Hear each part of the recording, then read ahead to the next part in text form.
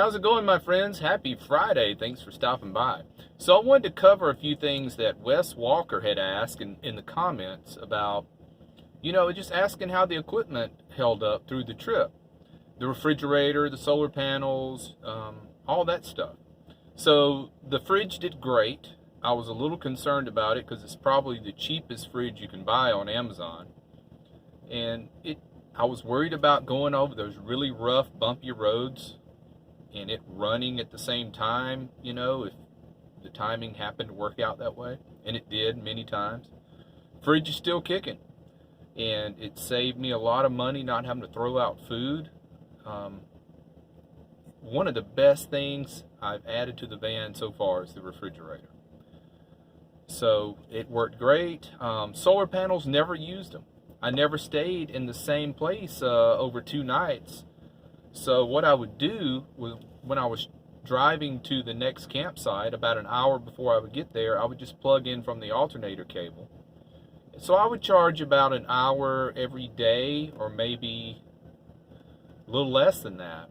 So you've got your system balanced out really well when you can replenish what you've used in a 24-hour period with a 1-hour charge from the alternator.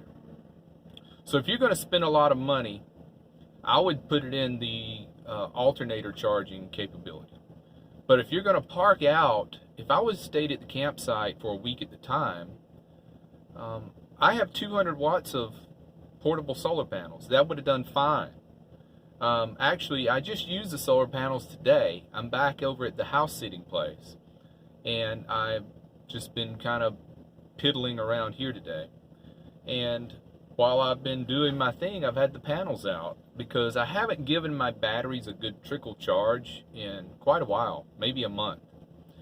So it's good to do that, to top them off with solar panels. The battery absorption rate is just so much better with that trickle charge. And I've topped them off in, I think, about 3 hours today with the 200 watts of panels. So another thing was, how did you transition from city van dwelling to camping van dwelling? Well, it's camping van dwellers. It's dirtier. You're gonna get so much dust. So if you've got a lot of frill around the edges, like draperies and that kind of stuff, take that down before you go out in the forest, because there's no paved roads in the forest out to your campsite. They're always dirt, and it's many miles of it to get to it. So get rid of anything that's going to hold dust. If you have draperies or any fabrics around the edges, to dress up the corners and stuff like that. After day number 5, I had to get to the laundromat, wash all my bedding. I had so much dust on my bedding, from sheets to comforter, blankets, and it's just an amazing amount of dirt and dust. City van dwelling, you're on sidewalks and concrete all the time. You just don't realize how that saves you from tracking in dirt into your van. Next thing I'm going to do before I go camping again is I'm going to get a couple of tarps, or maybe one of those little outdoor rugs to put down to wipe your feet first, and a tarp also, maybe 6x6, just to have an area outside the side door here for when you're coming in. You kick shoes off, clean your shoes off. I guess it'd be equivalent to a mud room in a house, So I will get some tarps, and there was something else I thought I've got to get before I go camping again. Can't remember right now. I did have to stop by a shovel. You know why, right? Because there was this one campsite with no toilets. And you know what Bob Wells says to do? You got to dig a hole. So I did it out in the middle of the forest. So I bought a shovel at an Ace Hardware in Leadville, Colorado. And I've stored it over here in this garage at my house sitting place, because I'm not going to carry it around unless I go camping.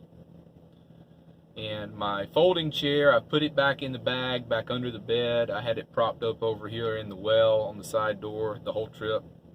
the legs, the feet on the chair gets really dirty, so you got to remember to clean that off before you put it back in the van. So it's a learning curve for sure, but luckily all my equipment functioned fine, just as it does in the city. And the main thing is all my electrical needs were met with 1 hour or less of charging per day from the alternator. That's a good balance. That's a really good balance when you can replenish 24 hours worth of use in an hour. So, but I guess that wraps it up. Solar panels are great, but if you're only going to stay in the same place a day or two, put your money in alternator charging. That's my 2 cents worth. All right, guys, take care, be well, smash the bell.